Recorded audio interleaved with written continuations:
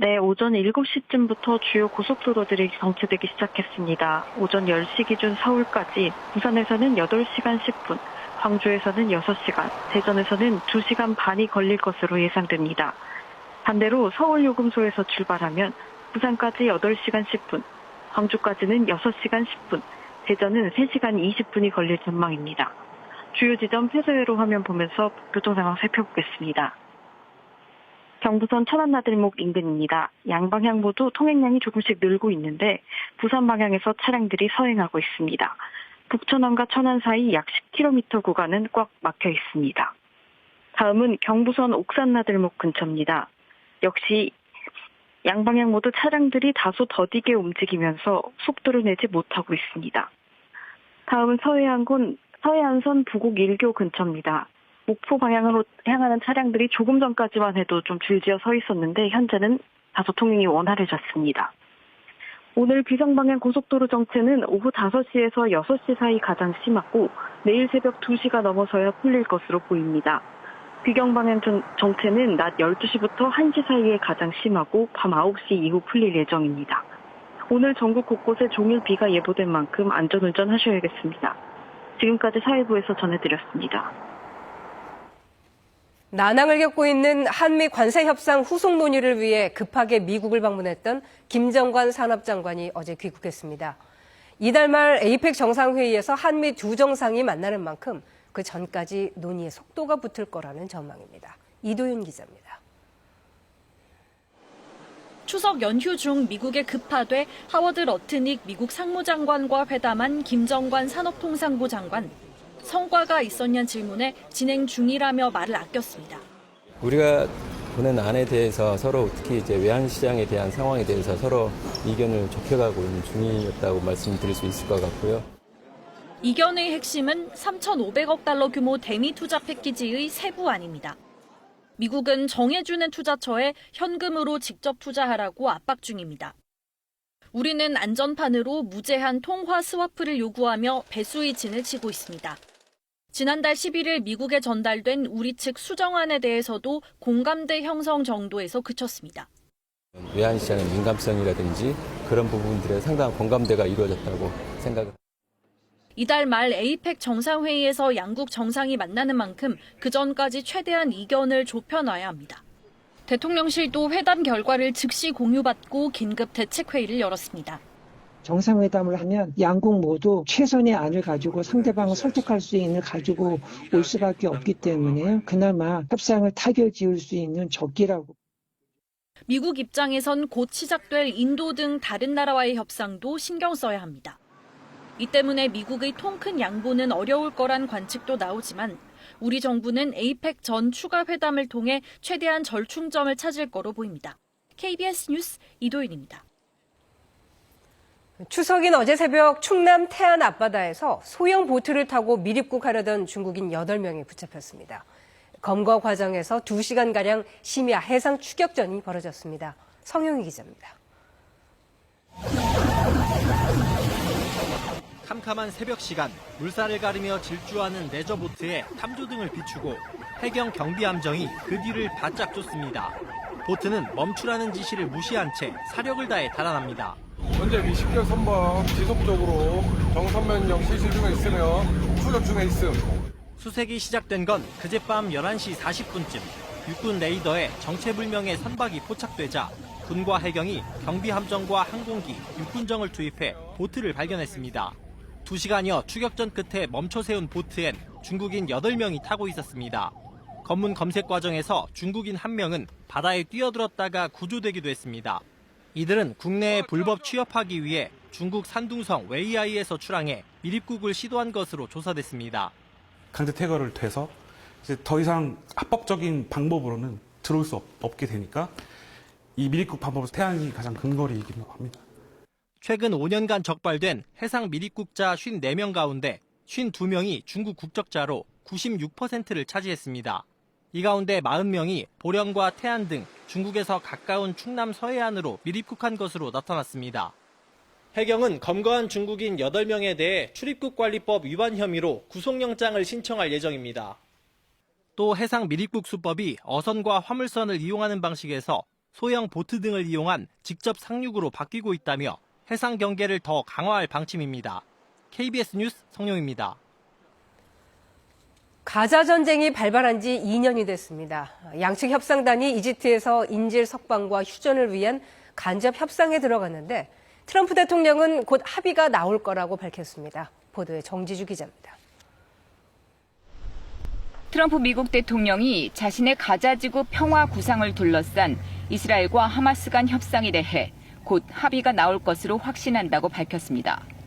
트럼프 대통령은 현지 시각 6일 백악관에서 열린 행정명령 서명식에서 굉장한 진전이 이루어지고 있다며 이같이 말했습니다. I think we've made tremendous progress, and I think Hamas now has been, all I can say is they've been fine. We have a really good chance of making a deal, and it'll be a lasting deal. 특히 하마스가 매우 중요한 문제에 동의했고 네타냐후 이스라엘 총리도 평화 협상에 긍정적이었다며 이란으로부터도 긍정 신호를 받았다고 덧붙였습니다.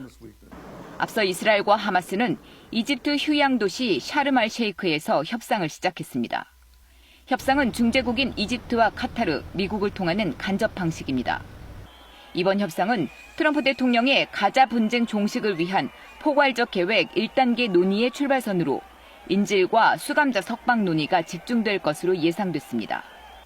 현재 언론은 중재국 관계자를 인용해 인질 조기 석방을 경계하는 하마스의 태도가 협상 진전을 막고 있다며 협상장 분위기를 전하기도 했습니다. 트럼프의 중단 촉구에도 이스라엘은 가자지구에 대한 공세를 이어갔습니다.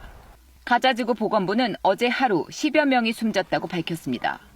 가자 전쟁 2주년, 가자지구 사망자 수는 6만 7천 명을 넘어섰습니다. KBS 뉴스 정주주입니다. 트럼프 미국 대통령이 다음 달 1일부터 미국에 수입되는 중대형 트럭에 25%의 관세를 부과하겠다고 밝혔습니다. 무역 협상에서 자동차 관세를 15%로 낮춘 일본과 유럽연합도 이 관세는 전액 적용될 가능성이 제기됩니다. 워싱턴 김지숙 특파원입니다. 트럼프 대통령이 또 관세 부과를 예고했습니다. 11월 1일부터 미국으로 들어오는 모든 중대형 트럭에 25%의 관세를 부과할 거라고 밝혔습니다. 앞서 대형 트럭에 10월부터 관세를 부과하겠다고 했었는데 중형 트럭까지 대상을 확대하고 시점은 한 달 늦춘 겁니다. 세부 적용 범위나 예외 조항은 공개되지 않았습니다. 다만 이번 관세는 현재 적용하고 있는 자동차, 부품 관세와는 별도로 적용될 걸로 예상됩니다. 무역 합의에 따라 자동차 관세율을 25%에서 15%로 낮춘 일본과 유럽연합도 중대형 트럭에 대해선 25%의 관세율을 적용받을 가능성이 높다는 관측입니다. 실제 일본 언론은 트럭은 승용차가 아니라며 일본산 대형 트럭에도 관세 25%가 적용된다는 백악관 관계자의 발언을 전하기도 했습니다. 미국 트럭 시장은 미국산이 압도적인 점유율을 보이는 가운데 일본과 유럽산도 판매 중입니다. 특히 벤츠와 볼보 등 유럽 브랜드는 시장 점유율이 높아 타격이 불가피하다는 전망이 나옵니다. 우리 자동차 업계는 이번 트럭 관세의 영향은 크지 않을 걸로 보고 있습니다. 지난해 기준 대미 화물자동차 수출액은 500만 달러, 70억 원 정도로 화물자동차 전체 수출의 0.3%에 불과합니다. 트럼프 행정부는 셧다운 기간에도 관세를 부과하기 위한 조사는 이어가고 있습니다. 새로운 품목의 관세가 도입되고 파생 상품까지 적용되면 관세 범위는 앞으로도 계속 확대될 수밖에 없습니다. 워싱턴에서 KBS 뉴스 김지숙입니다. 재정을 둘러싸고 분열이 극심한 프랑스에서 신임 총리가 취임 한 달도 안 돼 전격 사임했습니다. 마크롱 대통령은 사직서를 수리했지만 전국 불안은 더욱 커지고 있습니다. 바로 이화진 특파원입니다. 프랑스의 신임 총리 르크로니 총리가 현지 시각 6일 전격 사임했습니다. 의회 불신임으로 물러난 전임 총리 뒤를 이어 취임한 지 불과 27일 만으로 현대 프랑스 역사상 가장 짧은 재임입니다. 전날 밤 새로운 내각을 발표한 이후로는 14시간 만입니다. 발표된 장관 다수가 전임 내각 출신인 탓에 사실상 재탕 내각이 아니냐는 좌우 정당의 거센 비판이 쏟아졌습니다. En ce lundi matin, les conditions n'étaient plus remplies pour que je puisse exercer ces fonctions de Premier ministre et permettre au gouvernement d'aller devant l'Assemblée nationale. 르크로니 총리는 사임 발표 연설에서 의회를 향해 타협할 준비가 되어 있었지만 각 당파가 정파적 욕심만 보였다고 비판하기도 했습니다. 올해 39살인 르크로니 총리는 중도 성향으로 정치 세대 교체 등의 기대를 받았지만 끝내 전국 불안정을 돌파하지 못하고 낙마했습니다. 앞서 전국적인 국민 파업을 통해 정부 예산안에 대한 불만을 호소해온 프랑스 국민들은 반복된 내각 해산으로 정부 불신과 피로감을 거듭 호소하고 있습니다. Je m'y attendais, puisque le président Macron n'écoute rien et qu'il a il a mis un mois pour renommer un gouvernement qui est quasiment comme le précédent. Donc on s'y attendait. Il n'y a eu aucun changement. 의회는 마크롱 대통령의 정치적 결단을 촉구했습니다. 특히 대통령 사임과 조기 대선에 대한 목소리가 높아지고 있습니다. En ces heures, le chef de l'État dispose de deux voies possibles, soit la démission, soit la dissolution. 마크롱 대통령은 르크로니 총리의 사직서를 수리했지만 의회와 최후 협상을 위한 마지막 48시간을 총리에게 남겼습니다. 현지 언론들은 협상에 실패한다고 해도 마크롱 대통령이 임기가 끝나기 전에 사임하는 일은 없을 거라고 밝힌 만큼 새로운 총리를 또다시 지명할 것으로 내다봤습니다. 파리에서 KBS 뉴스 이화진입니다. 금 가격이 사상 최고가 행진을 이어갔습니다. 로이터 등에 따르면 세계 표준시 6일 오후 3시 기준으로 금 가격은 트로이온스 약 31g당 3,956.42달러를 기록했습니다. 약달러와 미 연준의 금리 인하 기대감 속에 미 연방정부 셧다운, 프랑스의 정치적 혼란 등이 대표적 안전자산인 금 가격 상승 동인으로 꼽힙니다. 글로벌 금융기업 UBS는 올해 말 예상 금 가격을 기존보다 상향한 4,200달러로 전망했습니다. 우리나라 신생아 100명 중에 5명은 다문화 가정에서 태어나고 그 비율은 점점 늘어나고 있습니다. 그런데 다문화 가정 임신부는 통증이 있어도 선뜻 병원을 찾기가 어려워서 태아 건강까지도 영향을 미치고 있습니다. 김성수 기자가 취재했습니다. 임신 8개월째인 몽골 국적 20대 여성. 언어가 서툴고 병원비도 부담돼 병원에 가지 않고 혼자 통증을 이겨내곤 합니다. 원고 번역해주는 기피만을 선택하고 병원에 가면 돈이 너무 필요해서 한국에서 또 출산한 분이 있어서 혹시 모르는 거 있으면 기분한다. 서울과 인천 등 일부 지자체는 산부인과 통역이나 교통비까지 다문화 가정 임신부에게 지원하고 있습니다. 한국어가 낯설다면 이런 정보도 알기가 어렵습니다. 이렇다 보니 이주가정 임신부의 입원율과 외래 이용률은 10%에 그치고 산정검사 실시율도 내국인보다 낮습니다. 이렇게 낮은 병원 이용률은 태아 건강에까지 영향을 미칩니다. 사산율이 내국인보다 2배 넘게 높고 조산하는 비율도 더 많습니다. 병원 가기가 어렵고 누군가가 동행을 해줘야 되고 어떤 분들은 많은 스트레스로 인해서 유산을 했다. 출산 뒤에도 병원 문턱은 여전히 높습니다. 영유아 건강검진은 내국인보다 20%포인트가량 적게 받았고 무료인 결핵 예방접종도 14%가 못 받았습니다. 결핵이나 비형간염과 같은 필수 예방접종을 제대로 받지 못하는 경우들이 있어서 이를 개선하기 위한 대책도 필요하다고. 국제결혼이 늘면서 한 해 평균 12,000여 명의 아기가 다문화 가정에서 태어나고 있습니다. 이 아이들도 똑같은 우리 국민입니다. KBS 뉴스 김성수입니다. 추석 풍경이 해마다 빠르게 변하고 있습니다. 민족 대명절에서 이제는 휴식으로 바뀌고 있는데요. 어떤 점이 달라졌고 또 그대로인지 문예슬 기자가 정리했습니다. 서울에서 대전까지 17시간. 위성 차량의 행렬이 끝이 보이지 않습니다. 차에서 내려 산책을 하고 트럭 뒷자리에서 점심을 먹던 시절이 있었습니다. 기차표 구하기는 그야말로 전쟁. 새벽부터 기다려도 표를 못 산대요. 이 뜨거운데 누가 좋아서 기다려요? 하지만 이제는 공항이 더 북적입니다. 인천공항이 문을 연 2001년 19만여 명이 추석 연휴 기간 공항을 찾았는데 올해 또다시 역대 최다 245만여 명을 기록할 전망입니다. 민족 대명절에서 휴식으로 1인 가구 1000만 시대는 추석의 의미를 더 빠르게 바꿨습니다. 올 추석 고향을 찾기보다는 집에서 쉬거나 여행할 거란 사람이 많았고 이럴 때 여행도 가고 좋은 기회인 것 같아서 요즘에 그냥 두 분이서 놀러 가시는 것 같더라고요. 덕담과 함께 주고받던 추석 용돈은 직접 만나 건네던 빳빳한 신권 대신 간편 송금이 대신하고 있습니다. 이렇게 명절을 보내는 방식은 다양해졌지만 한결같이 가족을 그리워하는 사람들도 여전히 있습니다. 추석이 가까워질 때마다 한 마음으로 기다리던 이산가족 상봉. 언제도 만나요. 우리가 인사만 내지 뭐 인사 좀 토요일에 인사만 낸다. 오지 말아야 내가 안 누구를 건강하고 말이야. 2018년 이후 다시 만나자던 약속은 이루어지지 않고 있습니다. 그 안에 늘 지니고 있습니다. 항상 보고 싶은 거 내놓고 한번 쳐다보고 따뜻한 밥 한 끼 대접 못 챙기 지금까지도. 지금까지 이산가족 상봉을 신청한 사람은 13만 4천여 명. 이 가운데 현재 생존 중인 신청자는 3만 5천여 명, 넷 중 1명꼴에 불과합니다. KBS 뉴스 문예슬입니다.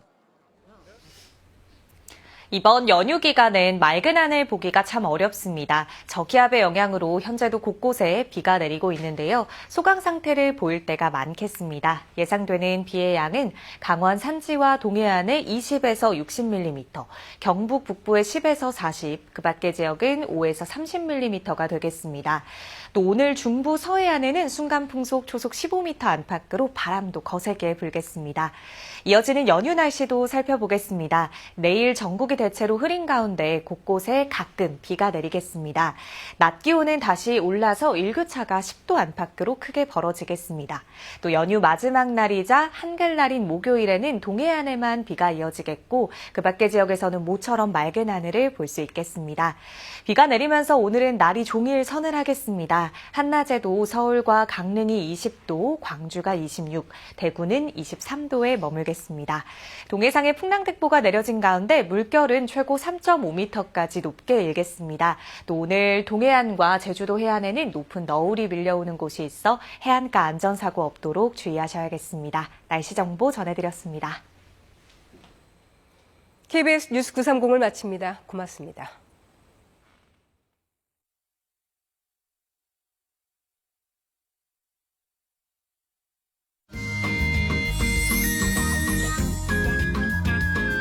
모든 분들이 꽉 차있고 추격하면서 바로 저 오른다리로 다시 한번 본인의 왼다리로 All around the planet, animals are making incredible journeys through the biggest adventures where every step counts.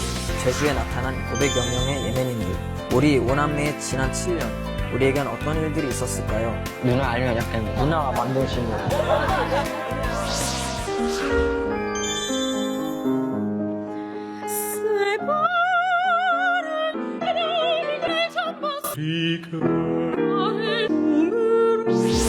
퀴즈 항상 저 10분 아니었습니다. 정답입니다. 속상합니다. 프랑스 파리에 왔지 도르트문트 달라 소라 한 매장이긴 하지만 꿈을 이룰 식자재는 전 세계 것이 다 프랑스. 그 일심이어서 눈빛을 제가 바꾸게 된 것 같아요.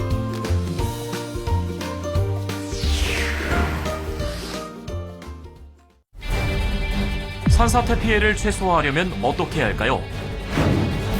집중호우가 시작되면 만약을 대비해 대피소 위치를 미리 확인하고 야외 활동을 자제합니다. 대피명령 발령 시에는 2차 피해 예방을 위해 가스, 전기를 차단하고 지정된 대피소로 신속히 대피합니다. 만약 대피가 힘든 경우라면 산과 가장 멀리 떨어진 높은 공간으로 대피합니다. 산사태, 미리 대비하면 피해를 줄일 수 있습니다.